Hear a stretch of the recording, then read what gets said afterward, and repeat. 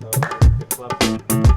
can leave it in here, bro. No worries. I hear we. Stop. I hear we. Dude, this brings me back, bro. Alright, Everything. can we play first? Yeah, that's the activity we had planned for you guys to start before we do the podcast. I think that's pretty cool. Like, I always think that's sick. Is that a question? Alright, here we go. Haircut! That's wild! Yeah, dude. Beginner? We start beginner or intermediate? Nah, beginner.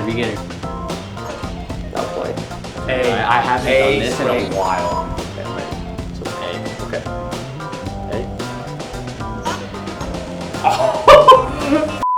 I forgot. Okay, this is a family show, kid show. Can't really say that. I'm sorry. That's okay. I keep on Sit forgetting down. one. So okay, how do you do practice one? No, it just swing. Okay, I need that. Okay, Opens so like it's almost full. Okay. motion No, technology. too much. Okay.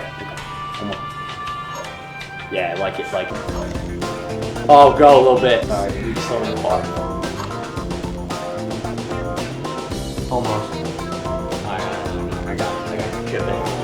All right. $10. I chip it in. Oh no, it's a good shot. That's a good putt. Oh, she left her short. You know, that's a par the old-fashioned way. Yep. Thank you. Alright. Ooh! Oh, get down. Alright.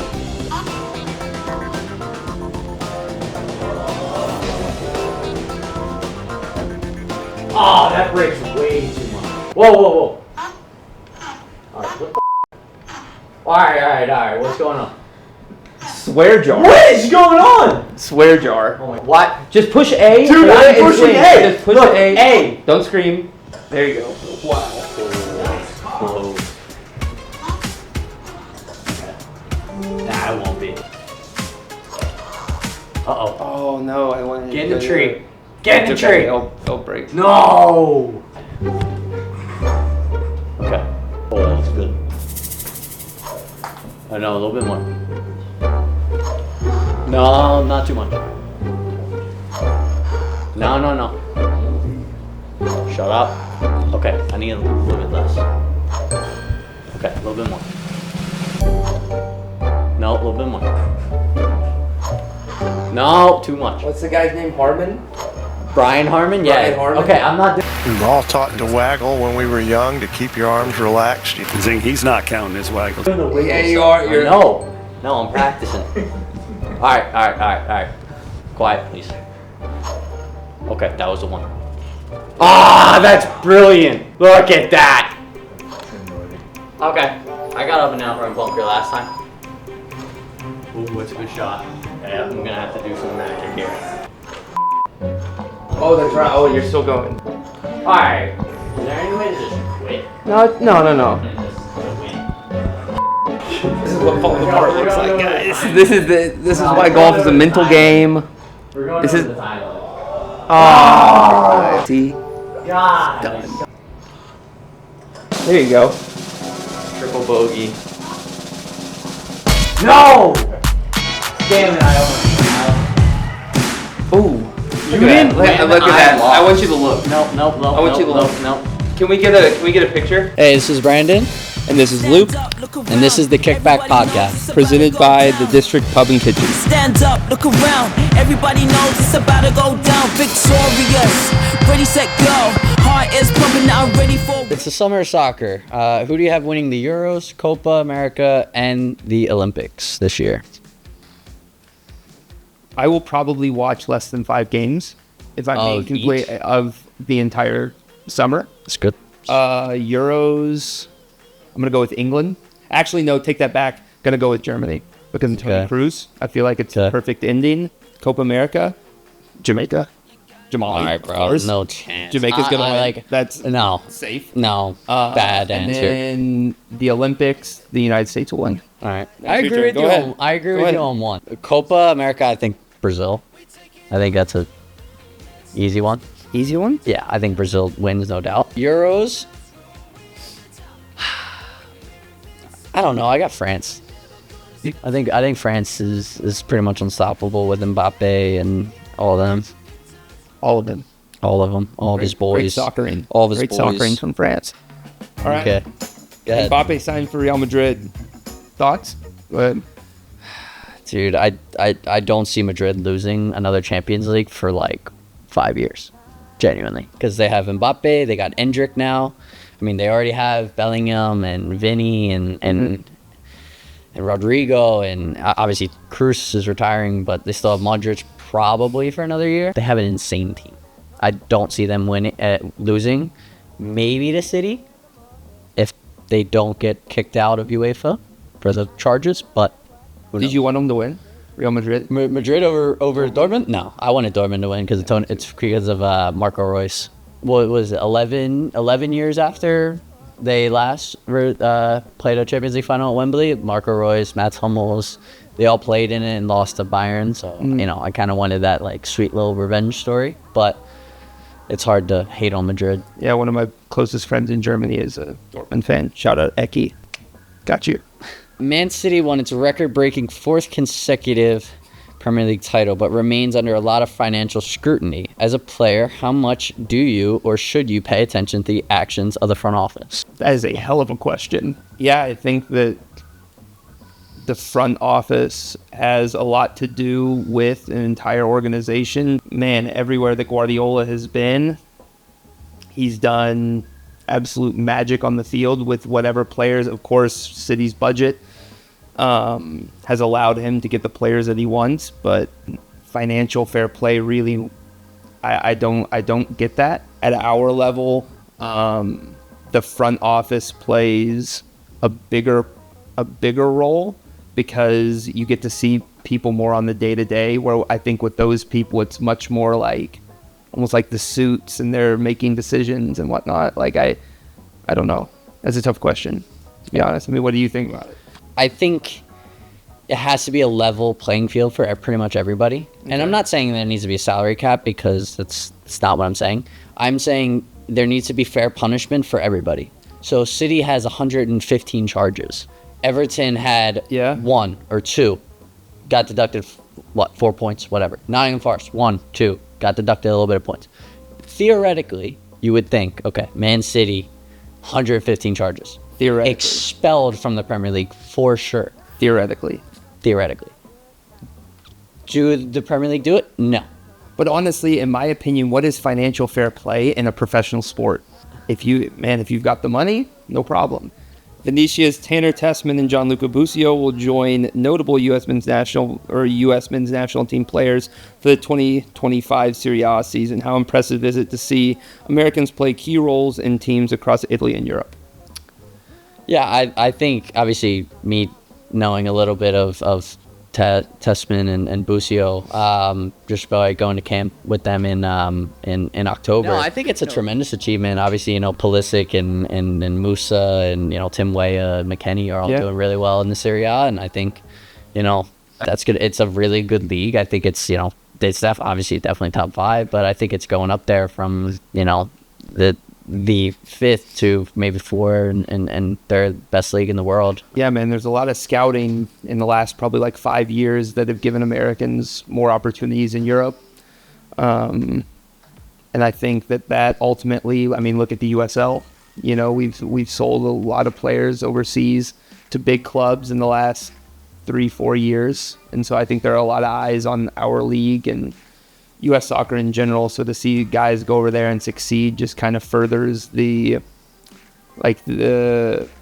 Jesse Marsh said, the American ignorance in a way that we as a culture believe that we can do anything. This is a question that's primed for you. Okay, go ahead. FC Juarez will play Club America at the Sun Bowl later this month. How big is that for soccer in El Paso, and will you go to the match? 23rd. And we played. It's the 23rd. We played 26th. Okay. Yeah, I'll go watch. Yeah. I was talking to Javi, Garcia, Miles, Noah, some of the other guys about going, and I would love to go. I watched a little bit of Club America play. Was it Tigres last year in Austin when I was there? They played at Q2 when I was there, and Austin Stadium. Yeah. Anthony Ramos is a goalkeeper in Tigres' system, so I was able to hang out with a couple of Tigres guys and spend time with them, and obviously Club America play Juarez. Be a very good game. I think a lot of fans that come to our games will go there, and I think a lot of people from Juarez to El Paso and watch it. Yeah, man. I think that whenever you can have like these big games, like us playing Juarez and now Club America playing Juarez, I think the more you can do on a bigger stage within the Borderplex, I think that ultimately grows the game and grows the community within El Paso. Wherever I go and wherever I play, I like to see that, and I like to see organizations that are like ambitious in that way. I think it's expanding a lot, obviously, given besides the championship, has League One, which is like 10 teams or something like that, and then obviously League Two is much more regionalized and localized. And obviously, bringing in the Women's Super League, bringing into that under the USL name, I think it's very good. I think, it'll soon to be what USL is to MLS. Like obviously, with the Super League being the NWSL like second team, so I think it'll definitely help a lot of young girls coming from either academy or college that will be given a shot into the Super League instead of me. I don't know if they've been striving to, just like a lot of college players and academy players from other academies and MLS academies, like they can't make the jump straight there.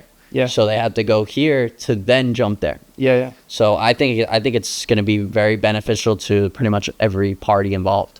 Man, it's fantastic to see. And now with the Super League, to do that on the women's side, I think that the women's game in the last 10 years has made unbelievable strides, starting with our national team, who always kicks ass. So it's been a long time coming, I think. Treat yourself to everyday food and drink specials at the District Pub and Kitchen. With 3 convenient locations here in El Paso, you can catch them between 7 a.m. and 2 a.m. Now back to the podcast. What conversations did the club have with you that made you decide El Paso is the next step in your footballing career? The ideas on the field, I felt like fit my playing style. Obviously, I grew up. I've known Ray for probably 15 years. We played ODP together. We played against each other every fall and every spring in college. So that was obviously a big selling point for me. But I also like the ambitiousness of our ownership group. And, they wanted to put a product on the field to win. And you can see that with the signings that we brought in. We'll obviously get into the start of the season. That's your question.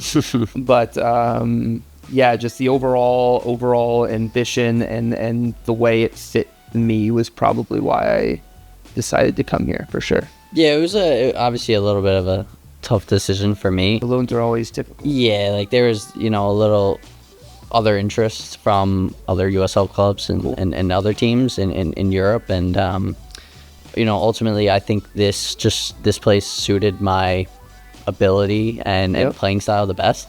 So I think that's why I came here. Obviously, it hasn't been the greatest start for the year for us. As a player, how difficult is it to manage that kind of pressure?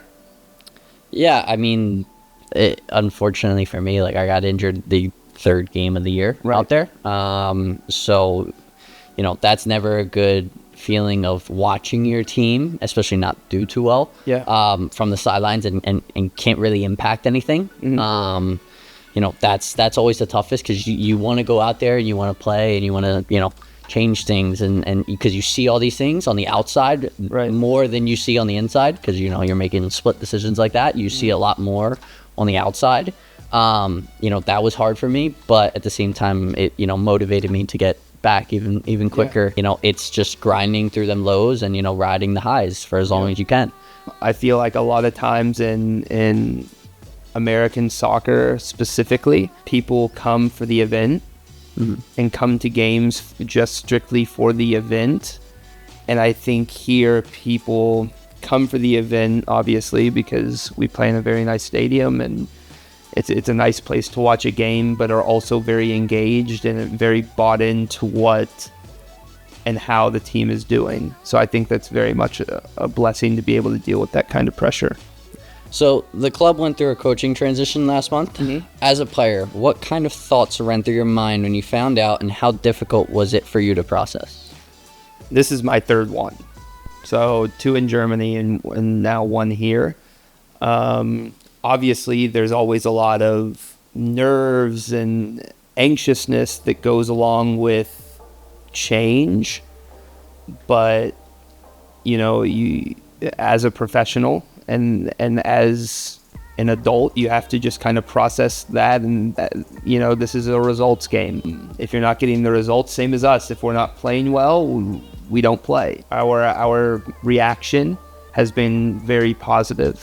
I've never been through a coaching transition before. Like, I've switched coaches with switching clubs. Yeah. But that's a little different. I think the one thing that is good for us is obviously, ever since Wilmer's come in, he's changed the whole mentality of the group, which is, really clicked and taken us to the next level. Obviously, with 2 wins against a very tough Charleston side away.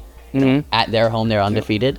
And then, just recently against San Antonio, a place where we haven't won in 3 years. So, that's huge for us. You got a thumbs up for that stat. That was good. Dude, I saw that. Did you? Yeah, you guys posted that, right? Yeah, I saw that, and I was like, damn, dude. I'm a big social media guy. Like, being in this league for a while. This is my 3rd year. You hear a lot of stories about coaches that are successful or have good holds within, or good holds on locker rooms and situations within the team, and he's obviously one of those guys. Blue collar, very professional, very, very no bullshit. Sorry. And I think for us that couldn't have come at a better time. But yeah, he's very much a player's coach in a lot of ways. So I think it's really good to have him here, and I think the results have been speaking for themselves as of late. So it's a good one. What were your initial thoughts about Wilmer after meeting him? There was going to be no sugarcoating anything. If he felt like you were playing well, I felt like he was going to let you know that, pat you on the back, but also if you were doing something wrong or you weren't. I think his big thing is working. I think if you weren't working to the level that he thought you were capable of working at, he was going to absolutely let you know. I to be honest, I didn't realize he was like a little bit of a funny guy. Like, he makes a lot of like subtle jokes and you would think that from a 50 capped Colombian national team. No, like, I just wasn't expecting it for, it's like, wild, huh? you see him on the field and it's like, very strict, but it's good. It's good. Yeah. Like, it helps us. And then, in the locker room at watching film or on away trips or, at meals, and, puts his arm around your shoulder and, joking around with you. So I think that helps a lot, create a very strong bond within not only yourself with him, but like as a team in general. Absolutely. That that like, okay, yes, I can call you out if like on anything, but at the same time I have your back, and there's no grudges, nothing like that. So I think that's very good from it. I think the main difference is in terms of mentality of just like going out there and leaving everything out there. Not saying that we weren't doing it before, but I'm saying it's like, I think we have a stronger mentality of, listen guys, it doesn't need to be pretty. Like, a win is a win, right? Like, especially in soccer, like, it doesn't matter how you get 3 points as long as you get it. Yeah, I think for me what stuck out is the standard in training. I think once the transition happened, I think that was kind of like a shell shock moment for our group, and I think it's always hard when you go through a transition like that, but like I said, I think it's been the reaction has been extremely positive. Obviously 2 wins in our last 3 against 2 very difficult opponents has been, I think that's really positive. With a new coach in, how much pressure is there on you to prove you deserve a starting role?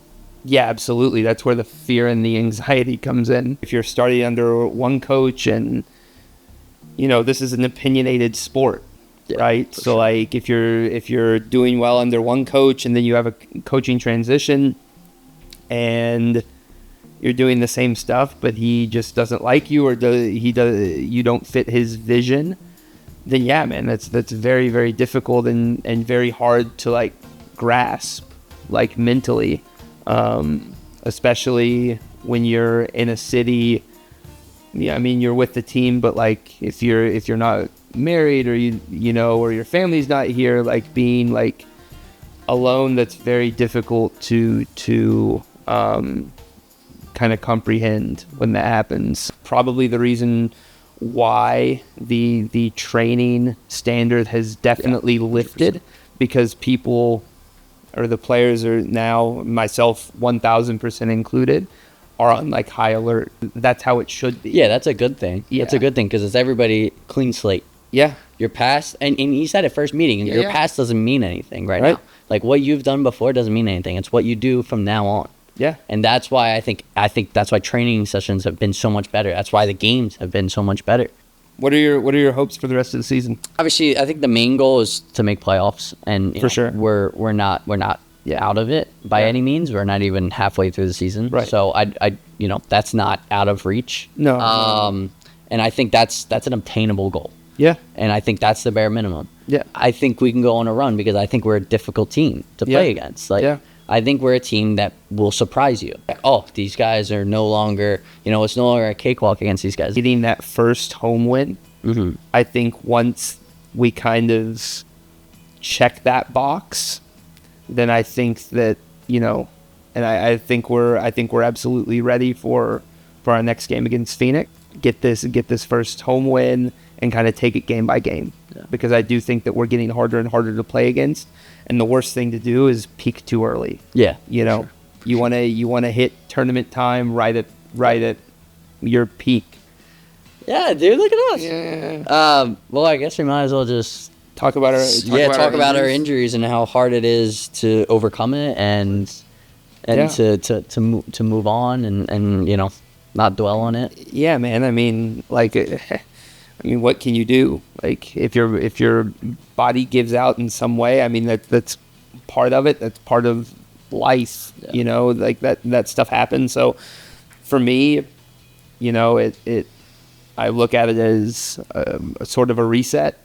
Get your body in better shape than it was before. It's tough when you're doing well, like you're on a little bit of a roll, you're getting a little bit of confidence, and then injury happens. You got to look forward to getting back on the field as quickly as possible, doing everything you can, whether it be massages or treatment or lifting and slowly starting the return and the comeback and everything. Get on that gain train.